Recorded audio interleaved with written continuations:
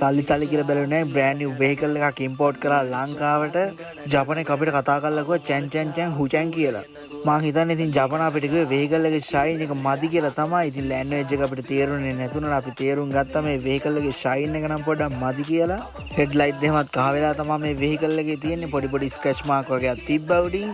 ඉතින් ජපානයේ කියලා නෑ. ඉතින් මේක බ්‍රෑන්ඩ් නිව් ගෝල්ඩ් එකට ලංකාවට ගේන්න ඕන නිසා අපේ කොල්ල මෙන්න විදිහට සෑන්ඩ් පේපර් වලින් මේක ස්මූත් කරලා වැඩේ දෙන්න පටන් ගත්තා. ඉතින් කට්ටන් පොලිෂ් කරන කොල්ලෝ දන්නවා කළු පාටේ තියෙන සුන්දර රත්ය කොහොමද කියලා. මොනවා පරිස්සම් කරත් ඉතින් කළු පාට වාහනයක් පරිස්සම් කරනවා කියන්නේ බොරු. ඉරක් ඇඳිලා නැත්නම් භූතෙක් හරේලා මේක ඉරක් ඇඳලා යනවා. ඒ තරම් කළු පාට සුන්දරයි.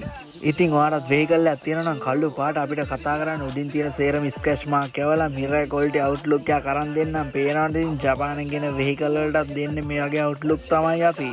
ඉතින් හංවැලට ගිහිල්ලා ජපානයේ ඉඳලා ආපු කස්ටමර්ට මෙන්න දුන්න බ්‍රෑන්ඩ් නිව් අවුට්ලුක් එක.